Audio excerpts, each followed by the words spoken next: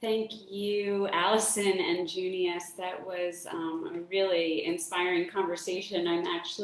Was just distracted typing down something that Junius said that I think is really relevant for our next panel. But first, let me say good morning, everyone.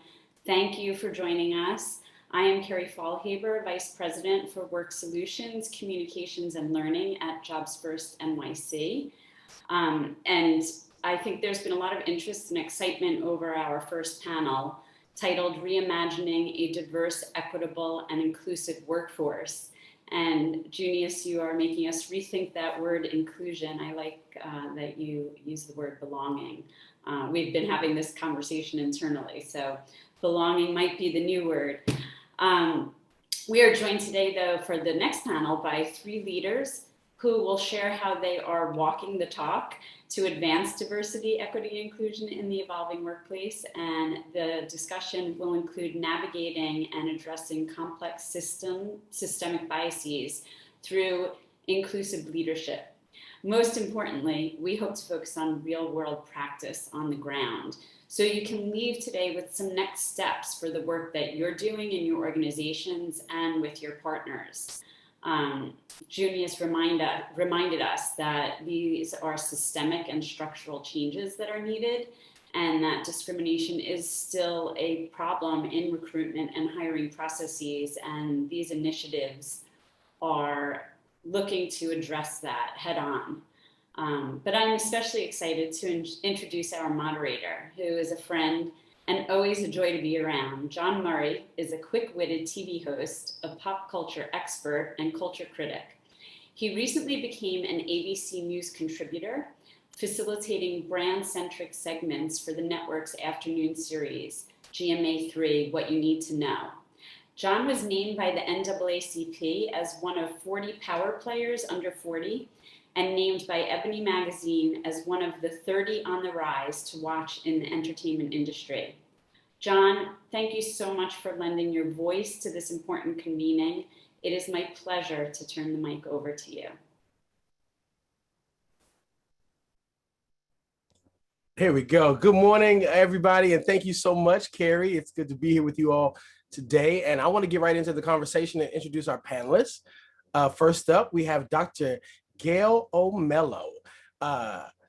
Dr. Mello is the inaugural executive director of the New York Jobs CEO Council, an organization that seeks to strengthen the city by bringing business, education, and local community together to equip underserved New Yorkers for the jobs of tomorrow.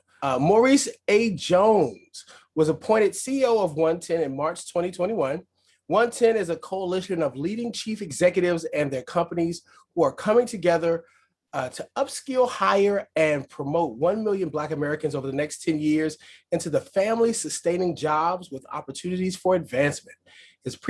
He previously served as the Secretary of Commerce and Trade for the Commonwealth of Virginia, and also served as Deputy Secretary for the U.S. Department of Housing and Urban Development, also known as HUD, from April 2012 through January 2014. And then we have Kelly Flamia. And Kelly, you have to let me know if I'm pronouncing your last name right, because I'm funny about names because mine is uniquely spelled. But Kelly is the Associate Director of Accenture, an employee partner of New York Jobs CEO and 110.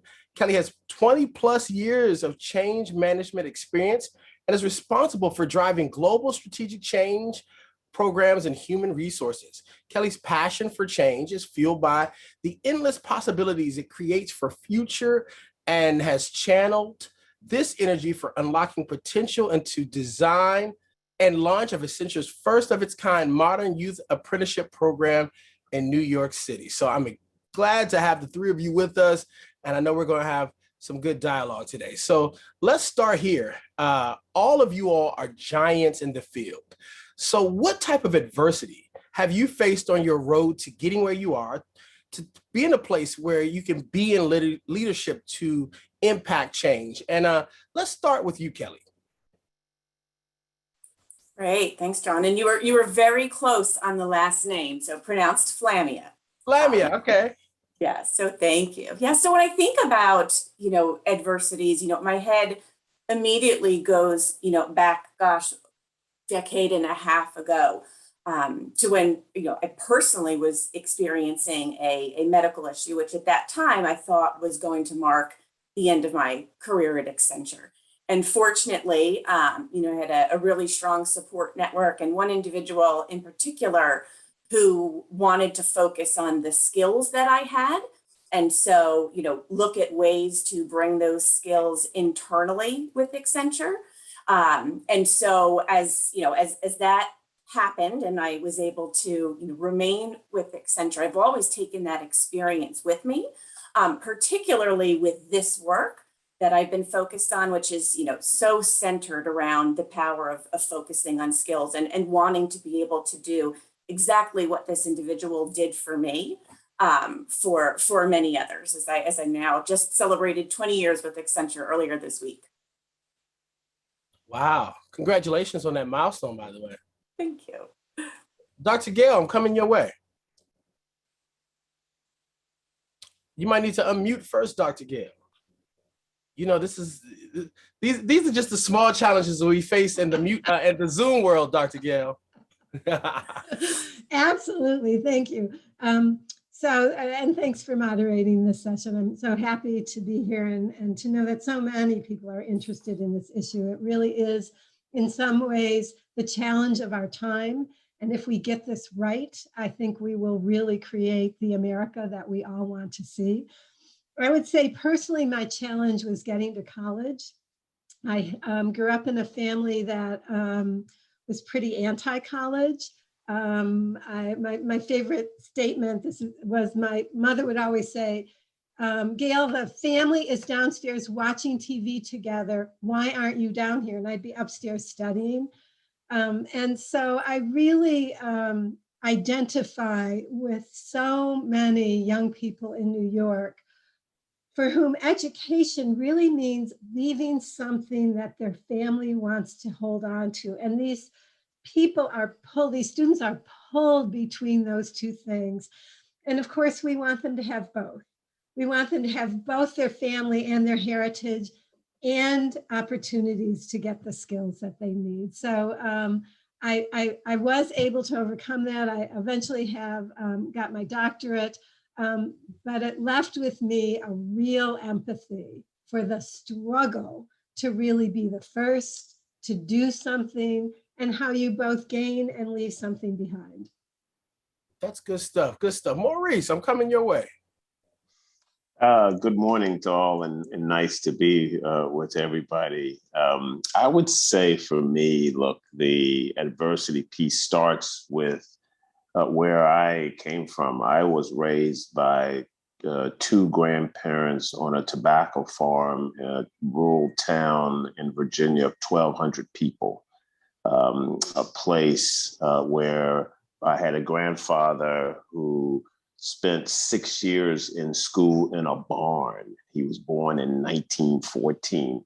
And because of racism, purely racism, he was not able to get more education than 6 years in a barn.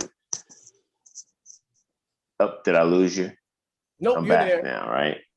I had a grandmother who was born in 1919, and she was lucky enough to live in quote unquote town in my rural area and was able to walk to the local segregated colored school. That was the town that I grew up in. And so the notion that I would go to college was foreign, in all honesty. And so with the hard work of my grandparents, I owe it all to them. I was able to go on and get what they were denied because of their color. And so this 110 journey for me, this focus on Black talent who don't have 4-year degrees, is not something that is academic or foreign to me. It's in my DNA. And it gives me a chance to be helpful to, frankly, the people who have given me all that I have in life. I can identify coming from small town Virginia, because I myself am from a town in Virginia called Warrington. It was, I think, about 13. I know it well. Yeah, and listen, it was like right up 29, my friend, right up 29. one of those towns where everybody knew everybody and everybody knew everybody's business. And so yeah, the best thing my mom could have done, even though we love Warrington, was to move me to the big city, because she felt as though that was the path for me to be able to have greater opportunities towards my dreams and goals in life. So I think she did a pretty good job. So yeah. Well, good for you. I know Warrington well. Well, good for you. See, I knew there was something about you. All right, I knew there was something. Well, listen, over the last few years, we have seen private sector employees increase investment and attention in diversity, equity, and inclusion as the country comes to terms with socioeconomic disadvantages faced by BIPOC and other Americans struggling to connect to meaningful economic opportunities. The division in the country we're facing is not good for any of us, including employers. In many ways, we could say that the increased attention to DEI is propelled by a variety of movements in the country, including Black Lives Matter and some of the highly radicalized incidents across America. We often see an uptick in public investment and interest in doing something, but then it goes away.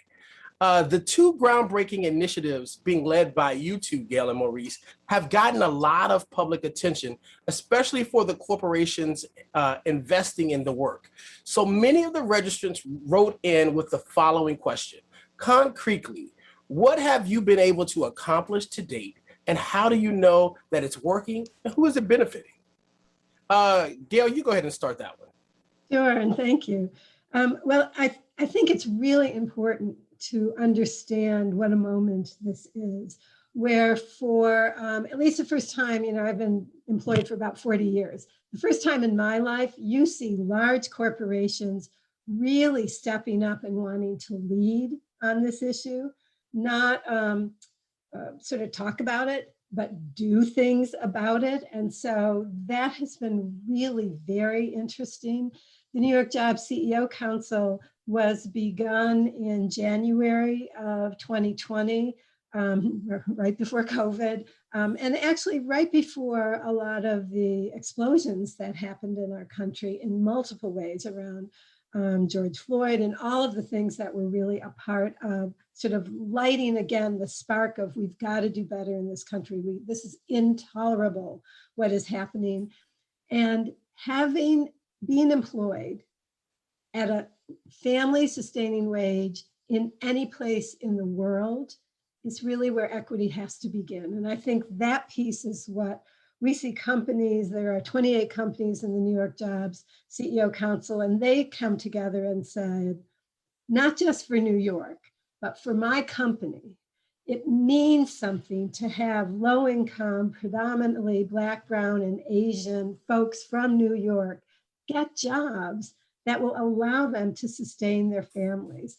And it requires those companies to acknowledge that that will make a better New York. It will also make a better company. And I think that kind of leadership and coming together has been profound. What we have done in our first year is really focus on public education. So we've been working with the Department of Education in New York City and the City University of New York, a 500,000 urban institution that is predominantly Black, Brown, and Asian. It's almost 96% low income, and really thinking what can we do and changing the relationship really between the companies and CUNY so that we are infusing skills that are necessary for the jobs these major companies are going to hire for into CUNY at an unprecedented level. So in our first 11 months, we have trained over 1,500 students.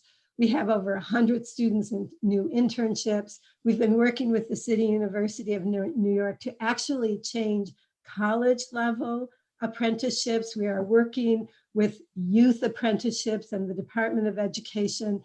We wanted to make practical, on the ground improvements for low income people in New York. And I would say we're happy to have made that. But if you think that CUNY has 500,000 students and we've impacted 1,500, we have a ways to go. Maurice. Congrats, Gail, on the journey so far and the progress so far. And as Gail says, we all have a lot of work to do. But also, as Gail says, this is a moment where corporate America is stepping up. So the 110 Coalition now is a coalition of 54 companies from around the country. Accenture and Kelly and her team are one of our founding partners. And so far, what we've accomplished, so let me back up. Our mission, our North Star is to hire and promote 1 million Black talent who don't yet have 4-year degrees into family-sustaining careers and jobs. To date, we've got 54 companies, we've got 25 talent developers who are working with us, community colleges and others that are in the preparation business. And the companies have hired about 2,500 folks, both promotions and new hires. We've launched a technology platform that is onboarding now, where companies are putting their jobs on, talent developers are going on, and Black talent will go on. And what's going to happen there is we will match jobs with talent developer with Black talent. That's all now up and launched. To your point, who's benefiting? Black talent is already benefiting because we've got promotions, we've got hires going on. The companies are benefiting because the companies are getting talent and access to talent that they desire to fill in-demand jobs. And the country is benefiting because we are in process of making the corporate community more inclusive, more fair, more equitable, changing and removing 4-year degree requirements. Accenture is one of the leaders in that. I think they are today about 48% of their jobs require a 4-year degree. That's where we need to be. We need to make family-sustaining careers and jobs accessible to everybody. So the country is also benefiting from this incredible leadership that the corporate America talents or enterprises like Accenture are displaying. We just need more laborers in the vineyard, and we need to do this long enough for it to truly be transformative. Maurice, that phrase, family sustaining careers and jobs, I think is so important because we hear so much chatter, particularly during the this global pandemic, where people were getting unemployment and other PPP monies to sustain their families during this time. And there's so much debate and conversation as to why aren't people returning to certain workforces? Is it because they've gotten comfortable with the unemployment and things like that, or is it because they realize that they have been working themselves literally in some cases to death and not having a family sustaining wage, and now they're trying to figure out how to pivot and do other things to sustain that family? I never really heard it used in that phrase before, but it's such a powerful phrase to really encompass what so many Americans and New Yorkers specifically have been dealing with. Kelly, can you just talk about like what it means to be able to have a corporation like yours really support these initiatives and really work in tandem to offer opportunities in circumstances like these? Absolutely. So, I mean, right now, building a diverse workforce is so critical for all companies, now more than ever. We know that diversity fuels innovation. It relates to business success, as well as stakeholders demand it. And so the only way to really achieve this is to widen that aperture to the talent pool and start to refocus on the talent that is right in front of us. And so I'm not sure if you know this, but did you know that 2/3 of the working population here in the US do not have a 4-year degree? Pretty astounding number, right? And yet many jobs don't require a 4-year degree. And as Maurice mentioned, right, we're starting to see more of this movement of removing that 4-year degree. So what we're seeing and what we've experienced here at Accenture, is this focus on skills is so critical. And these partnerships with the Jobs Council and with 110, have been, just tremendous in terms of being able to share best practices, Maurice, when I think about, the various forums that 110 has assembled with the working groups, to share best practices around skills first hiring, around apprenticeships, right? True ways that you can expand and diversify your talent pool. And the work that we're doing, Gail, in conjunction with the Jobs Council, immediately what comes to mind are 22 Ever Up interns that have went through a micro credentials program that the Jobs Council has developed in partnership with the Suffolk CUNY, with input from member companies, again, focused on skills, right? These in-demand skills like cybersecurity, data analytics, software engineering.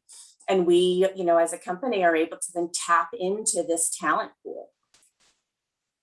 That's good stuff. And Gail, you kind of dealt a little bit with this a few minutes ago, and I calling you Dr. Gail, like one of those, Dr. Oz, Dr. Phil, the TV doctor. Whatever you want, whatever you want. But okay, that's good. Listen, but how do you support employers to be more adaptable, flexible, and inclusive of young adults to ensure their success in the workplace? What are some of the things that your organization can do to support employers in, embracing that DEI philosophy?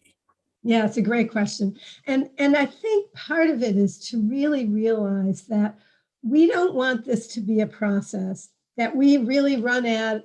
We hit 2030, we've got our 100,000, and then we wave goodbye. We want long-term sustainable change, which means both sides, both the trainers or the educators and the companies have to embed this so that it doesn't go away. And the way in which we have been doing that, I think, is both reminding people that there are two sides to this equation, that really both sides have to change. To give you a very specific example, the City University of New York did not know enough about where were the companies. We only have 28 of the many big companies that are in New York. They didn't know where the companies were hiring, nor the skill sets. And so bringing those two together, getting company experts, talking with college faculty, saying this is what it takes to be a data scientist, this is what it takes to be a project manager, this is what it takes to do cybersecurity in a real specific job, has been transformative.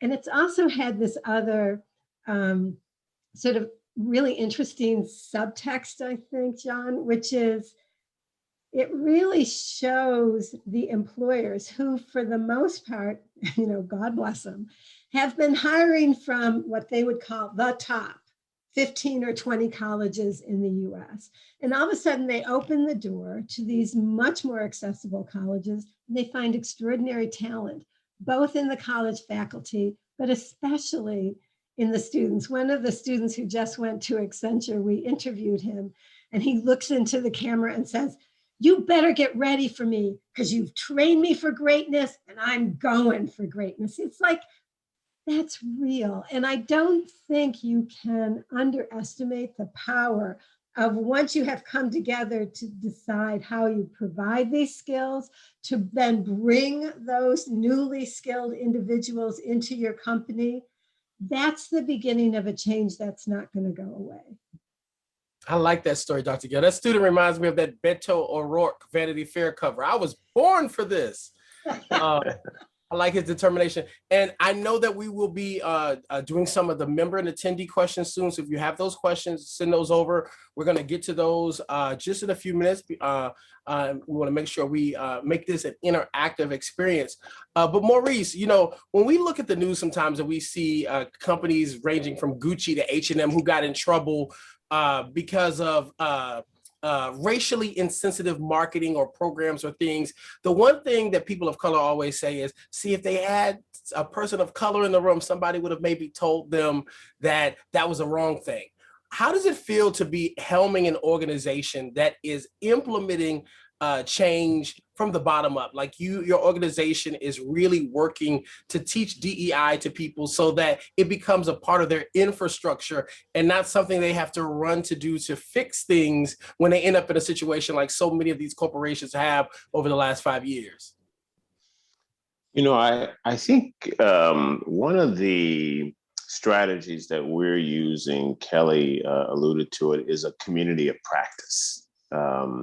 So when a company commits to and joins the 110 Coalition, they immediately become part of a community of practice where the companies, and what it is a forum. It's a forum within which the CEOs meet.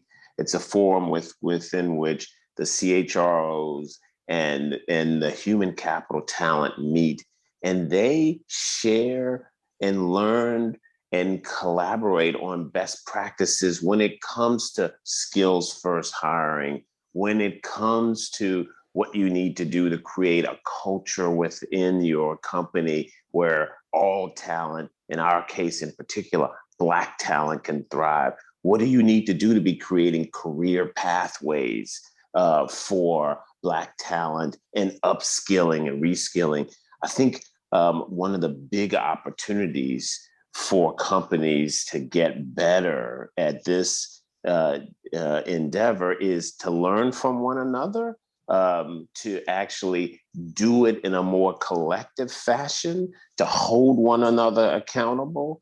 And that's what's going on here within the 110 Coalition. And we're finding that this community of practice is quite an accelerator of the right actions that companies need to take that on their own would at least be slower than what is occurring now. So I've been quite inspired and encouraged by it.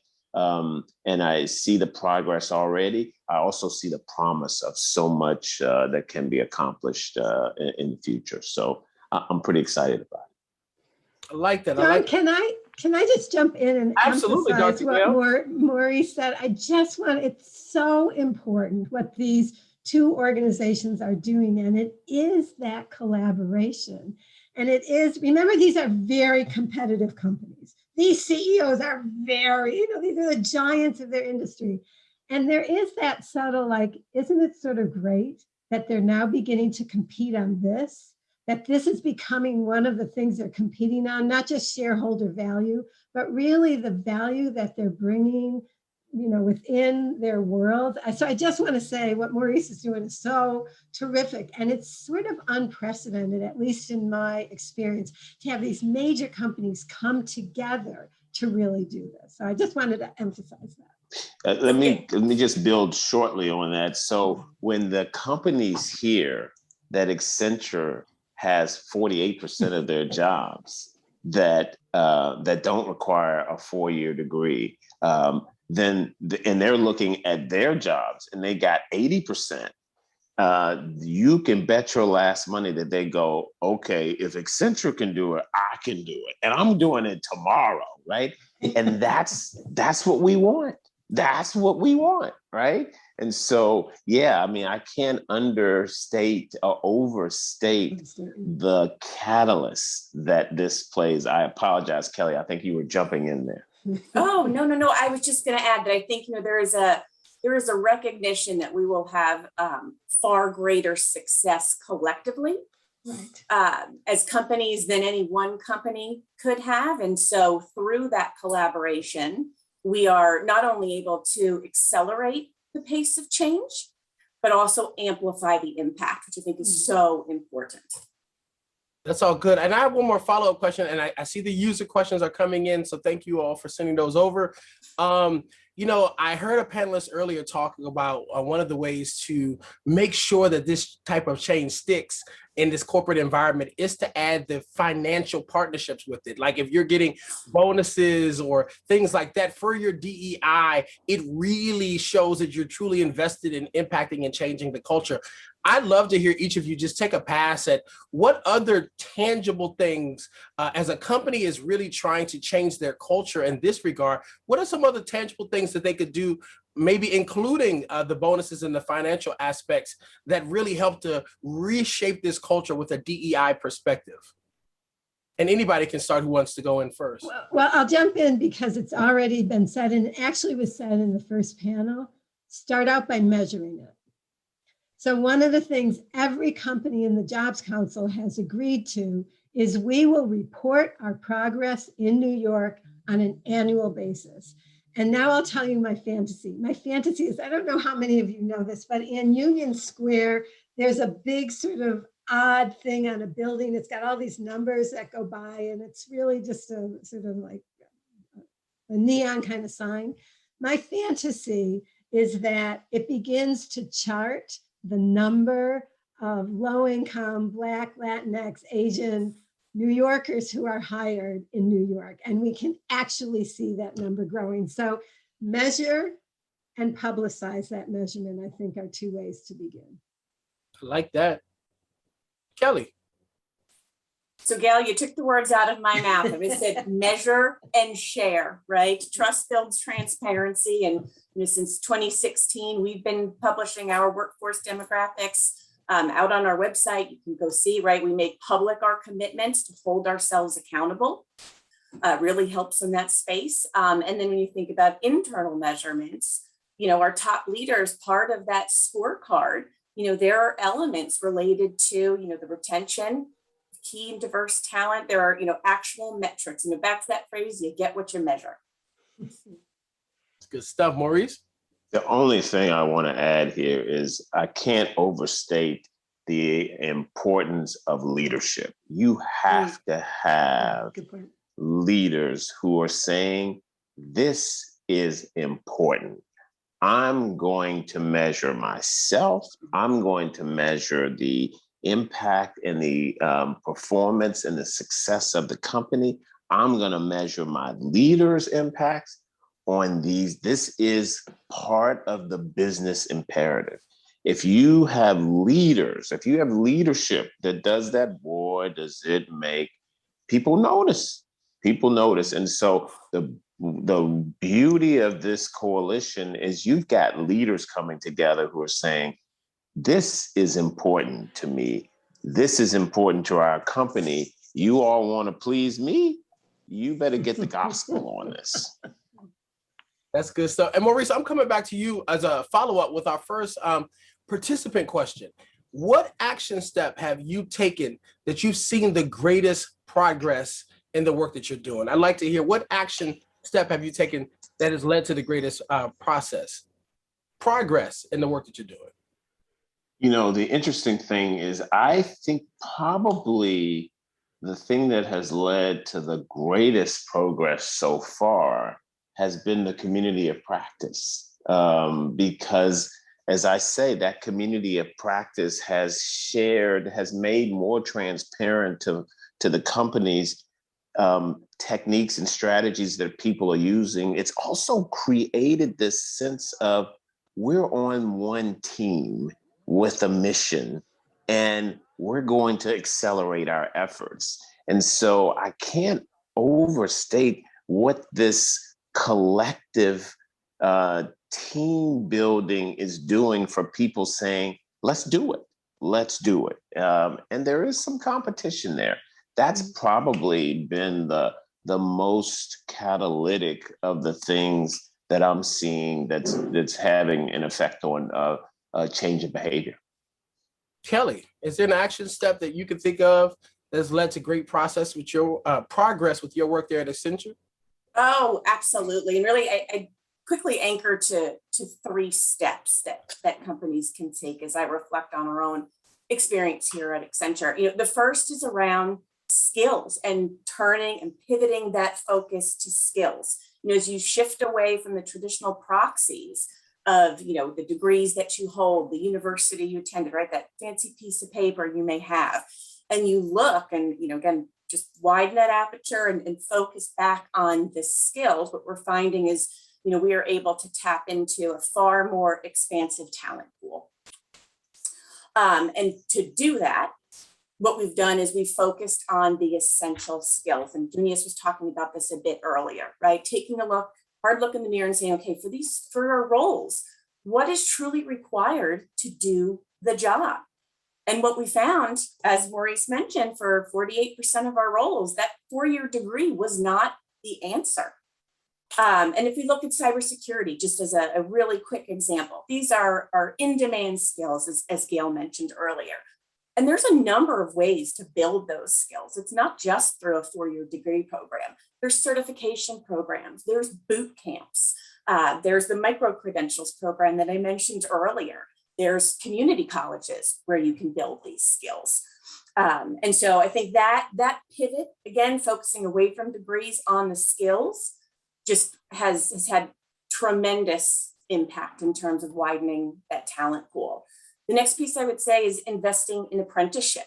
So we view professional apprenticeships as an extremely powerful pathway for untraditional talent who may have been or will be disrupted by technology, right, from an upskilling perspective.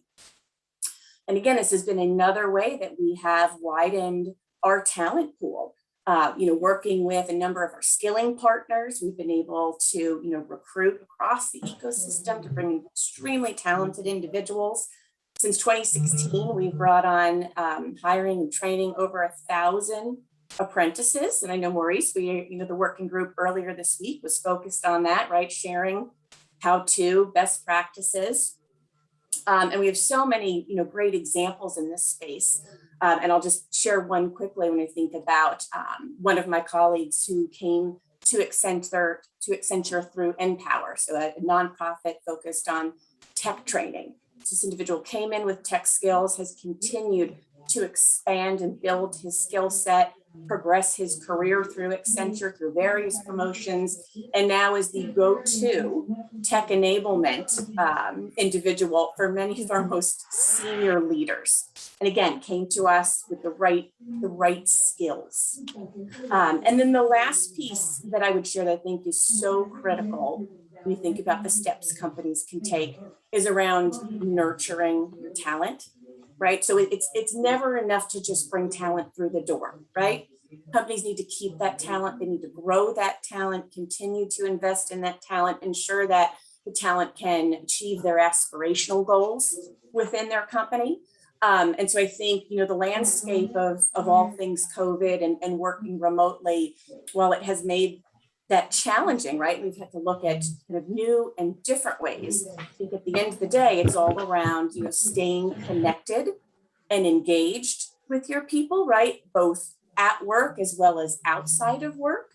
And, recreating some of those connections and conversations that, may have happened naturally at the water cooler in the office, but now requires further, thought and intention to say, let's set up time to just talk. Let's do a virtual lunch where we do nothing but talk, basically about anything but work, right? To keep that, connection, to make sure that you have that opportunity to actively listen, right? And hear what individuals need in terms of growth and aspirations, and also extend that beyond the workplace and keep your talent engaged. When we think about, things like, an offsite dinner, right? Well, for the longest time, we haven't been doing that, but we found other ways. A couple of weeks from now, with some of our youth apprentices, we are doing a virtual escape room.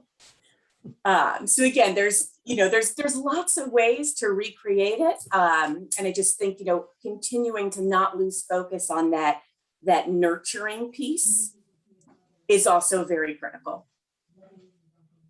Really good stuff. Dr. Gail, any tangible action steps that you've seen lead to progress? Well, I'll just take it. I agree with everything both Maurice and Kelly said, of course, but also I'll just go in a different door.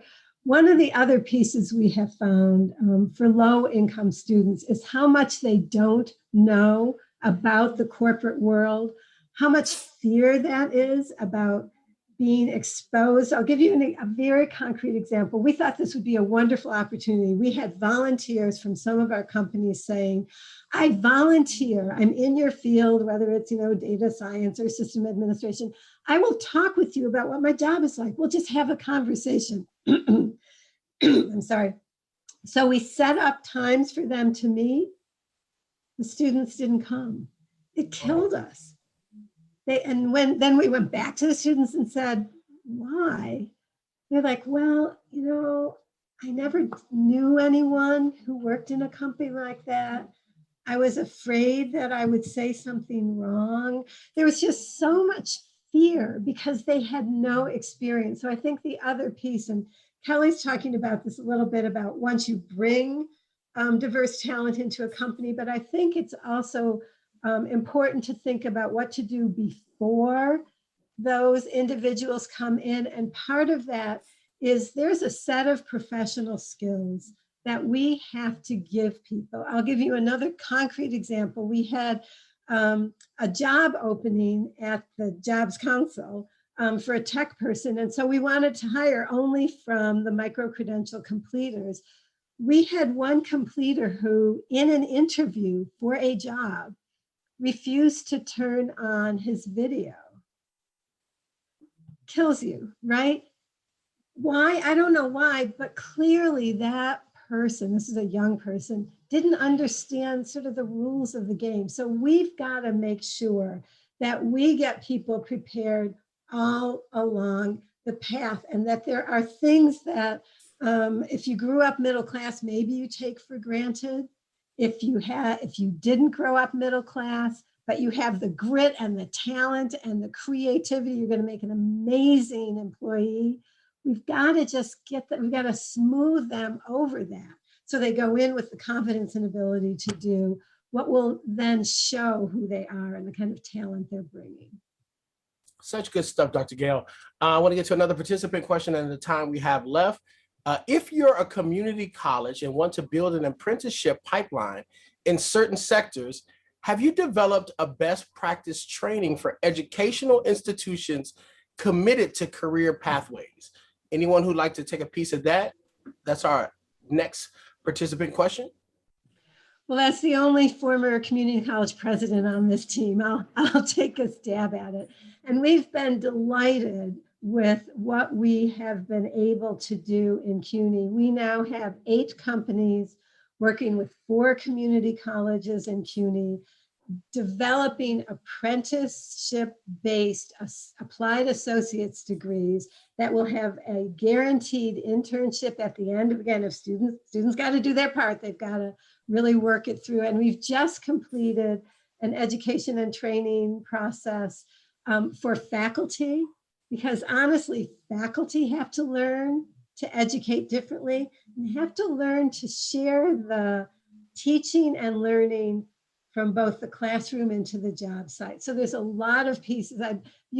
People can email me separately at the Jobs Council. I'm happy to give you more information, but I want you to know that the companies that have been involved in this have already transformed these colleges.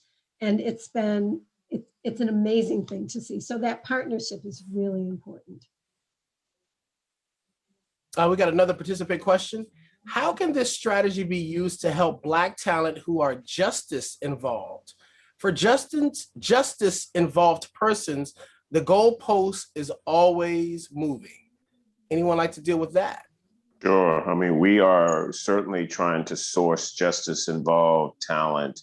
One of the commitments that the companies are making is a commitment to looking at their internal hiring and promotion practices and looking at barriers like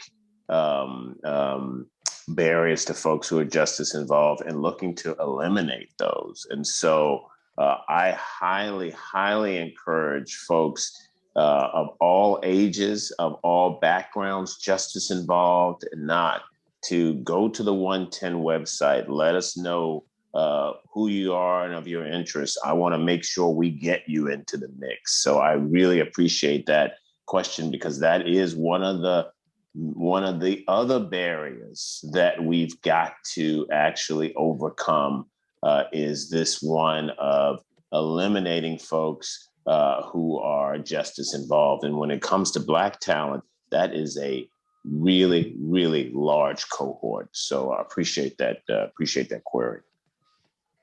Good stuff. Kelly, I'm gonna start with you first on this one. So the phone rings today, and one of your peers in the workforce business space is, Kelly, our company wants to do like Accenture. We want to implement DEI across all the dimensions of our organization. We see that you guys are making major strides in this space. What can we do to start today to change our culture? What are you telling your colleague at another business who really wants to mirror what you all are doing at Accenture?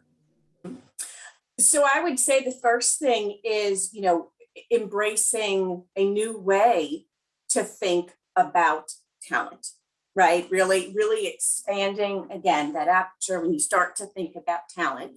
And then with that, how you look at potential, because that was another really key piece of this focus of work that we've done is redefining the equation around how we define an individual's potential, right? Looking at skills, looking at their, learning agility, and looking at their aspirations has also been really, really key. And then I would say, let's talk about your hiring practices, right? Tell me more. What percentage of your jobs require a 4-year degree? I'm guessing it could potentially be rather high. And then just start that dialogue around, all right, let's pick one, right? Go out to your job posting board. Let's pull a job. Let's take a look at it. Let's go through those basic qualifications. Is the first one 4-year degree? All right, now let's talk about the work, right? And really take that individual through the process to start to be able to shift their focus over to skills. Because I really think that that is quite pivotal and where the transformation will begin. Good stuff. Dr. Gale. Do you repeat the question for me? I'm sorry. If someone from the business sector calls you today and said, we want to implement DEI across all our platforms and we need to know a starting point, what advice would you give them today?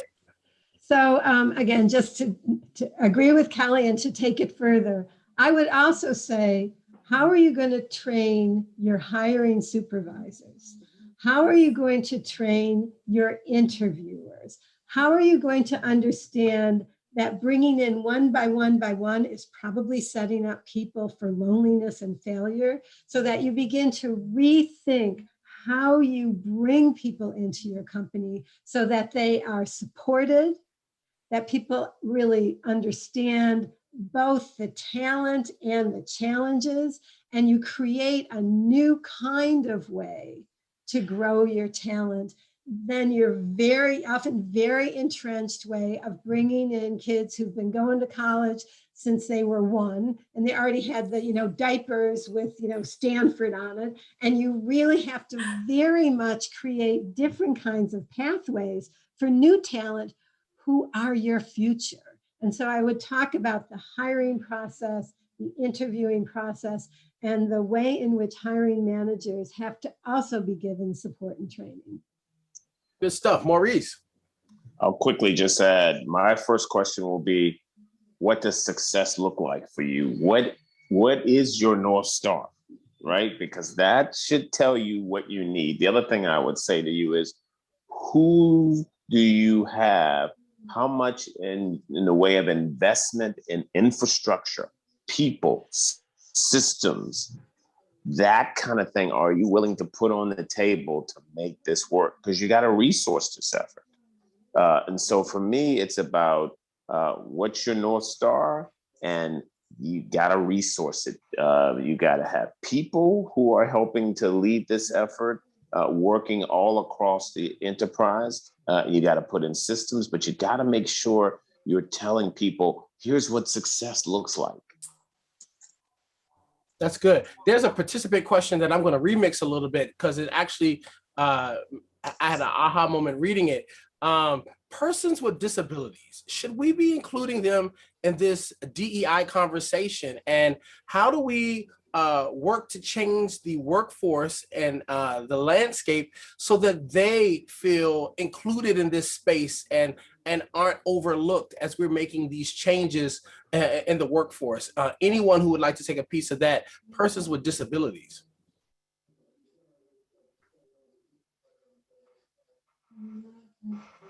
I'll take a stab. I think one of the things we have found is that as soon as you begin rethinking these elements, Kelly talked about widening a focus. I think a lot of what you're doing really brings in talent.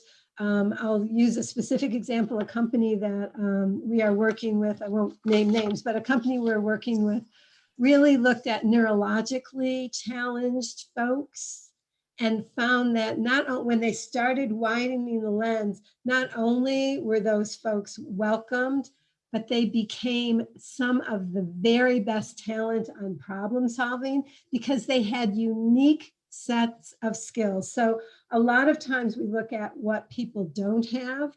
And I think what this process allows companies to do is look at what people do have. So I think to the questioner, absolutely, disability is an issue here. And all of these systems, it's like, remember when there were only curbs that we all have to step off, and I've like twisted my ankle, I've fallen off my bike. I mean, and all of a sudden we had curb cuts and we thought, oh, it's for people in wheelchairs. It's like, no, it was for everybody.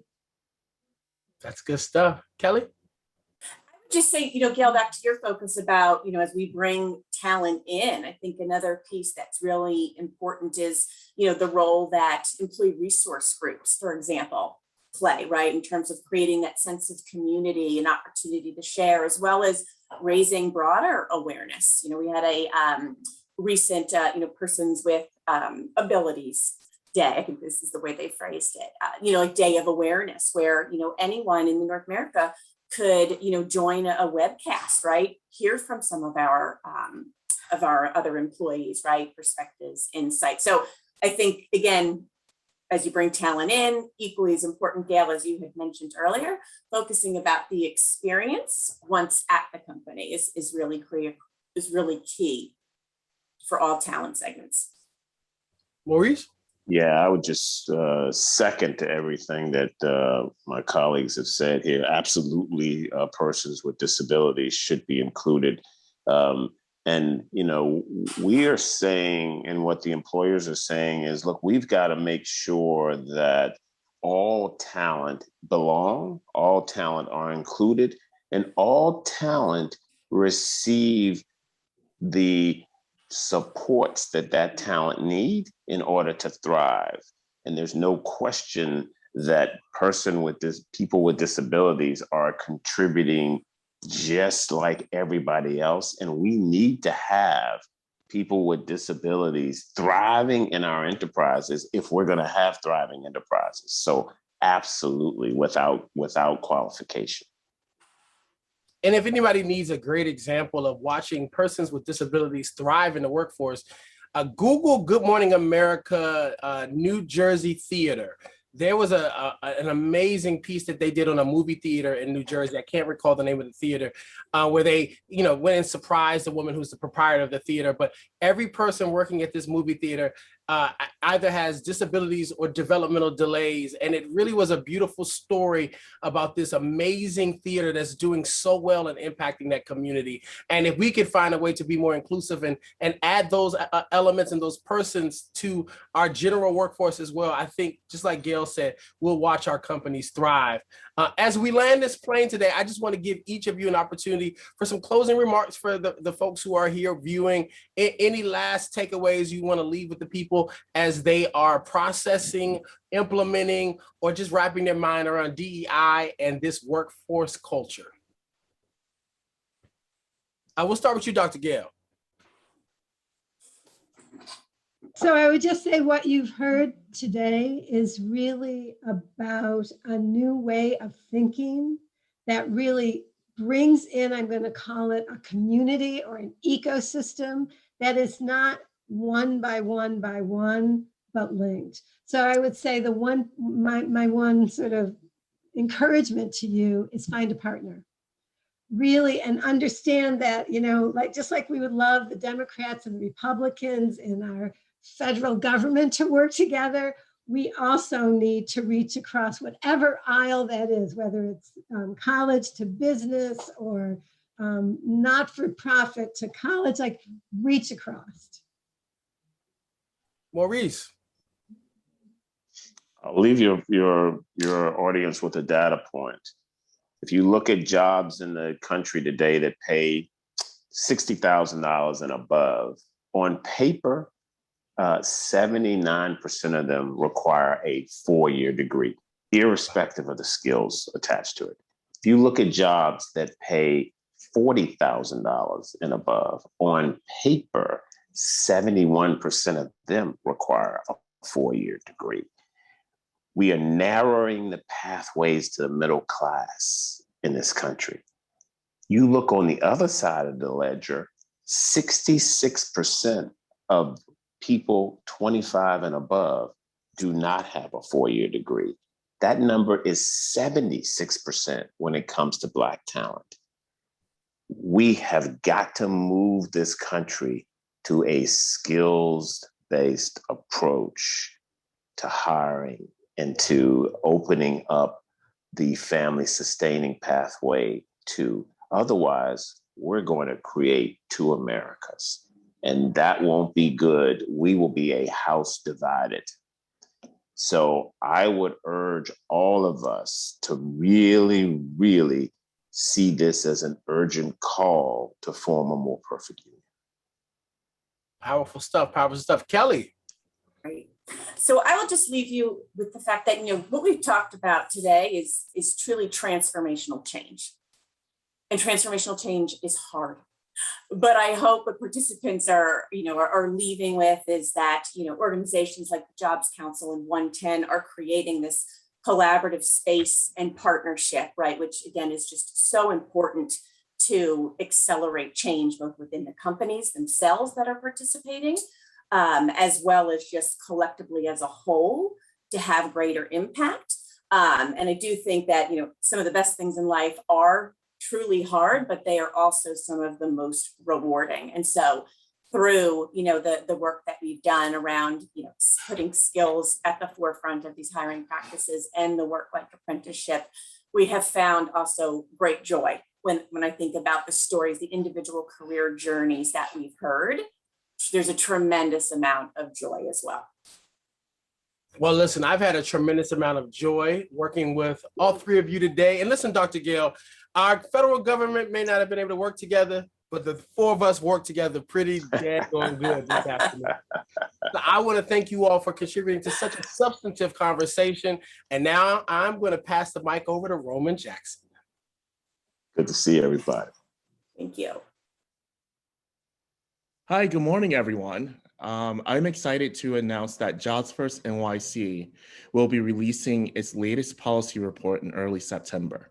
Jobs First NYC and young adult service providers across New York City are more committed now than ever to ensuring that all young adults, and especially those who are out of school, out of work, have the resources, skills, and opportunities they need and deserve to find success in work and in life. COVID-19 pandemic has revealed and exacerbated many inequalities, from health outcomes to economic outcomes. New York City needs to act swiftly to reduce the number of out of school, out of work young adults, to connect these young adults to training, education, and work opportunities, and advance these young people along educational and career pathways. The foundational thinking of this agenda began prior to the onset of the pandemic. In November 2019, when we created the first draft of our collaborative systems change framework, and it further fleshed out at the Aspen Institute Fall 2019 Opportunity Youth Forum and in policy meetings in spring of 2020. To learn more about Jobs First NYC System Change Framework, please see the link that's being pasted now into the chat. In further development of the Young Adult Agenda, we held planning meetings with over 40 field leaders, including representatives from youth and employer intermediaries, philanthropic institutions, workforce training providers, and community colleges. We then took what we learned and convened a young adult town hall to ensure that this agenda reflected their perspectives and priorities. This process, and in the development of our upcoming policy paper, Equitable Recovery for Young Adults, an agenda for young adult workforce development in New York City. In this report, we provide a set of citywide policy priorities rooted in the real needs of young people, the perspectives of the on-the-ground practitioner, and a literature on successful policies and intervention. We detail the changes we need to quickly connect young adults to employment now and to effectively prepare them for the future of work in a rapidly shifting, increasingly virtual economy. This report also builds on Jobs First NYC comprehensive system-level view of the city's young adult workforce ecosystem. And lastly, it proposes an actionable, realistic, and time-bound framework to foster citywide systems change in young adult workforce development field.